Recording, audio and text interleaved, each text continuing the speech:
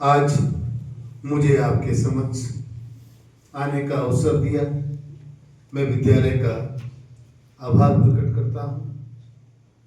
अभी संस्था प्रधान जी ने कहा कि हमारी एक स्वतंत्रता सेनानी जिन्हें इतिहास के पन्नों से अंग्रेजों के शासन में, पुर्तगालियों के आगमन में और विदेशी आक्रांताओं से लड़ने में एक महत्वपूर्ण भूमिका अर्जित की, ऐसी रानी अबक्का, रानी महादेवी अबक्का निश्चित रूप से एक ऐसी व्यक्तित्व की धनी राजकुमारी दक्षिण भारत में विजयनगर साम्राज्य में, जिस विजयनगर साम्राज्य की नींव हरिहर और बुक्का ने डाली थी, उसी साम्राज्य की संबंधित एक महिला शासिका रानी अबक्का तमिलनाडु नाम का एक प्रांत जिसकी शासिका थी, उनके मामा जी तिरुमला राय साहब ने उन्हें वहां की शासिका घोषित किया।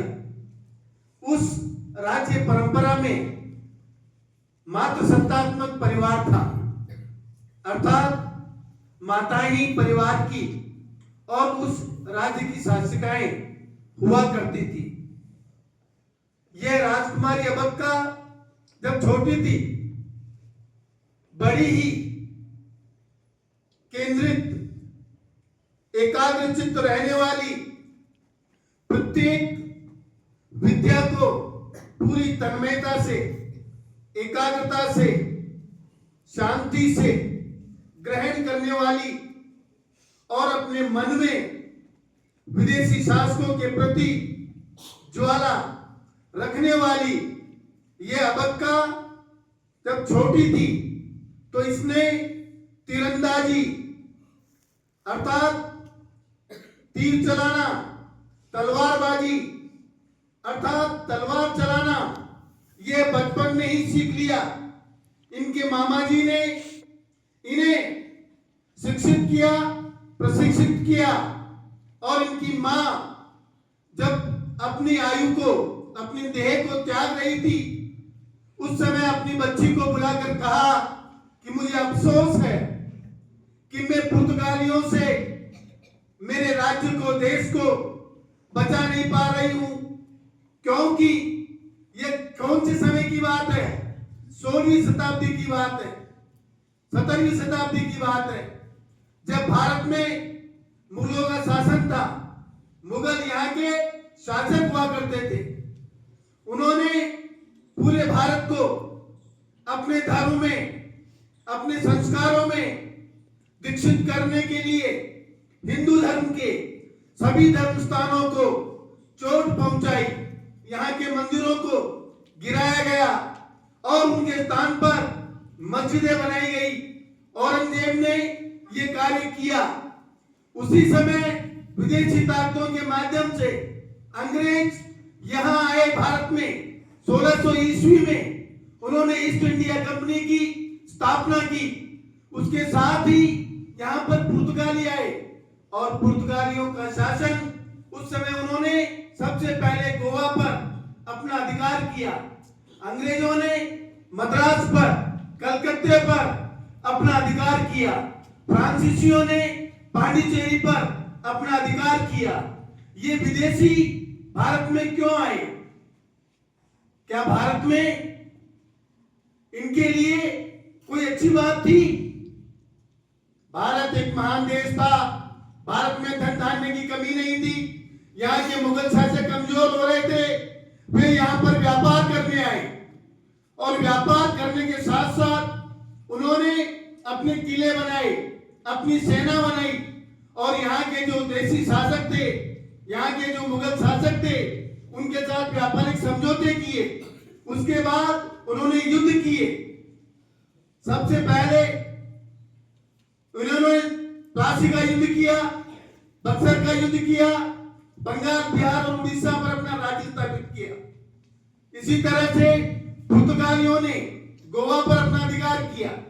और ये जो रानी अबक्का थी, यह दक्षिण भारत में मैंगलोर के पास में तुलुनाडु नाम का जो राज्य था, जिसकी राजधानी बड़ुबिद्री थी और उसकी उपराजधानी उल्लासनगर थी। यह उल्लासनगर दक्षिणी भारत में अरब तट पर एक बहुत बड़ा बंदरगाह था, जहां से गरम मसालों का विदेशों से व्यापार होता था। इन पुर्तगालियों ने यह सोचा कि हम अपना राज्य आगे बढ़ाएं, तो इन्होंने सबसे पहले 1625 में मंगलोर नाम का एक बंदरगाह था, बहुत बड़ा नगर था, उसको नष्ट कर दिया। वहां हजारों व्यक्तियों को जिंदा जला दिया गया, स्त्री और पुरुषों को यातनाएं दी गई। और उसी के पास यह उल्लास नगर था, जहां की रानी थी कौन थी? उल्लासनगर की महारानी कौन थी? अबक्का। तो अबक्का जो थी, ये बड़ी ही निर्भया, यानी किसी से डरती नहीं थी।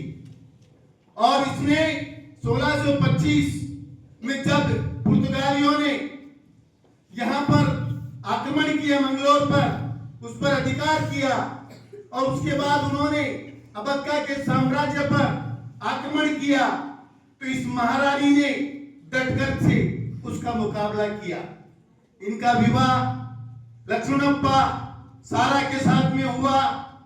कुछ समय तक ये साथ में रहे, लेकिन वह व्यक्ति इनके मन के अनुकूल नहीं था, इसलिए उनका विवाह उसके साथ में विच्छेद हो गया। अर्थात इन्होंने अपने पति को उनके जो भी गहने थे, जो भी रत्न थे, वो सब देकर के उनसे अपना पीछा छुड़ाया। लेकिन इनका पति जो इनसे द्रोह रखता था, इनके साथ में इसको मरवाना चाहता था, इसके राज्य को समाप्त करवाना चाहता था, उसने पुर्तगालियों के साथ में दोस्ती की। पुर्तगाली कौन? विदेशी। ये पुर्तगाल राज्य से आए थे, यूरोप में, भारत में आए थे और व्यापार के साथ साथ अपना राज्य स्थापित करना चाहते थे। तो 1625 में जब इन्होंने वहां अधिकार कर लिया, उसके बाद में 1665 में इन्होंने उल्लासनगर पर आक्रमण किया। इस रानी अबक्का ने बड़ी वीरता के साथ लड़ाई लड़ी और पुर्तगालियों का सम्मान नहीं किया, उनका तिरस्कार किया और उनको खदेड़ दिया। लगभग 40 वर्ष तक इस महारानी अबक्का ने पुर्तगालियों के साथ में विद्रोह किया, उनको अपने राज्य की ओर नहीं बढ़ने दिया और उनके साथ में अपनी पूरी वीरता से अपने सैनिकों के साथ में लड़ाई को जारी रखा। लेकिन होता क्या है, 1667 में पुनः इन पुर्तगालियों ने एक बहुत बड़ी सेना के साथ में, क्योंकि पुर्तगालियों के पास में न केवल तलवार थी, न केवल इनके पास तीर थे, इनके पास तोपें थी, बंदूकें थी। तो कहां तो तोप, कहां बंदूक और कहां तीर, कहां भाले और कहां तलवार। लेकिन हमारी सेना छोटी थी, अबक्का का राज्य बहुत छोटा था, बहुत कम सैनिक इनके पास थे, लेकिन इनका मन मजबूत था, इनका उत्साह मजबूत था, इनमें वीरता की भावना मजबूत थी, इनका आत्मविश्वास मजबूत था। तो इन्होंने जो पुर्तगालियों ने वापस आक्रमण किया 1667 में, तो उसका वीरता से जवाब दिया। न केवल जवाब दिया, उन्होंने मैंगलोर को भी उनसे छुड़वा लिया, पुर्तगालियों को नष्ट किया और पुर्तगालियों की सेना को खदेड़ दिया। फिर पुनः 1669 में पुर्तगाली वापस आए, तो इस महारानी ने उनके सेनापति पिकास्ता को मार दिया। वहां के जो वायसराय थे नोरान, उसको इन्होंने मार दिया। और जब उन्होंने मंगलोर पर पुनः अधिकार कर लिया, जो इन पुर्तगालियों ने इनसे छीन लिया था, उसके बाद वो वहां पर उल्लासनगर पर जब पुर्तगाली झंडा फहराने की कोशिश कर रहे थे, बहुत बड़ी सेना लेकर के आए, उनके साथ में इनका पति और उनसे मिली हुई सेना भी पुर्तगालियों के साथ में थी। महारानी ने और कोझिकोड जो कालीकट बंदरगाह है, जहां का राजा जमोरीन था, उसने भी महारानी के साथ में गठजोड़ किया। कुछ शासकों ने मिलकर के बीजापुर के सुल्तान ने, अहमदनगर के सुल्तान ने भी महारानी का साथ दिया, क्योंकि महारानी में वीरता बहुत अधिक थी। लेकिन इन पुर्तगालियों ने और इनके पति के दुष्चक्रों ने आगे जाकर के इनका जो सेनापति था महारानी का, वह उसमें मारा गया। महारानी को गिरफ्तार कर लिया गया, किले में बंद कर दिया गया। लेकिन फिर भी महारानी ने वहां पर भी विद्रोह किया और इन पुर्तगालियों के सामने अपनी हार नहीं मानी। लेकिन अंततः उनकी मृत्यु हुई और वो भारत की प्रथम स्वतंत्रता सेनानी मानी गई, प्रथम स्वतंत्रता सेनानी महिला। इसी के साथ में एक और चेन्नई भैरवी एक और स्वतंत्रता सेनानी थी, जिन्होंने भी इनके साथ मिलकर के पुर्तगालियों के साथ लड़ाई की। ये अबक्का जो राजकुमारी थी, आगे जाके रानी बनी। इनसे हमें बहुत कुछ सीखने को मिलता है। नंबर 1 सीखने को मिलता है कि हमें निडर रहना चाहिए, हमें न्यायप्रिय बनना चाहिए, हमें ईमानदार बनना चाहिए, हमें विदेशी विचारों का, विदेशी संस्कृति का और विदेशी मूल्यों का बहिष्कार करना चाहिए। हमें स्वदेशी मूल्यों का, स्वदेशी संस्कृति का, स्वदेशी संस्कारों का, स्वदेशी शिक्षा का हमें स्वीकार करना चाहिए, उस पर गौरव करना चाहिए और उसको पढ़ करके, उसमें चल करके हमारे देश को आगे बढ़ाना चाहिए। हमें आगे बढ़ना चाहिए, देश की सेवा करनी चाहिए। और इस महारानी अबक्का ने हमें ये शिक्षा दी कि हमें कभी भी बड़ा देख करके, बहुमत देख करके डरना नहीं चाहिए, उससे लड़ना चाहिए। भले ही हमें हार मिलेगी, लेकिन उस हार में भी हमारी जीत होगी। ऐसी थी महारानी अबक्का। कौन थी? अबक्का। तो ये हमारे भारत की प्रथम स्वतंत्रता सेनानी।